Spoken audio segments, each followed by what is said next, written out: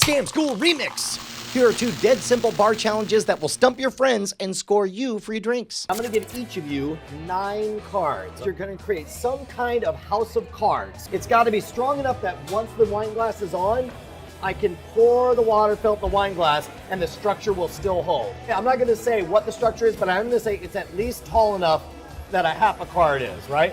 So it could be this tall, or it could be this tall, just can't be this tall. Over here we got Jasmine going with the lean-to. You promise there's a way to actually do this, right? I promise. This is not one of those jerk joke ones. The A-frame, all right, good. Now just set the, oh. Give up. You already given up? Most people start building a traditional card house, and then they'll eventually set cards on top, and then they'll set the glass on there.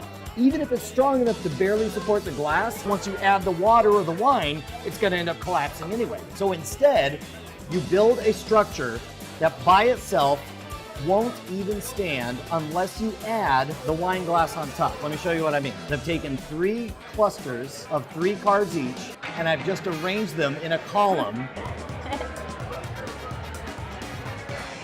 Wow. Wait for it. And there it is. Each of you hold out your index finger. We're gonna balance the card on your finger. I'm gonna put a quarter balanced on each of your fingers. The challenge is to get the card off without letting the coin fall down. You can only touch one edge of the card. The end goal is to end up like this. I can touch the quarter though. Oh, that's good. You don't have to touch the quarter either.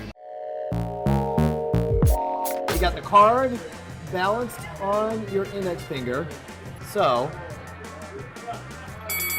now a couple of things on this. First of all, it is easier to balance it on somebody else's hand than your own, and it's easier on your right hand because while your left hand does the flicking, your right hand does very small micromuscular movements to correct for everything. So it does matter that your dominant hand be the one that holds it on.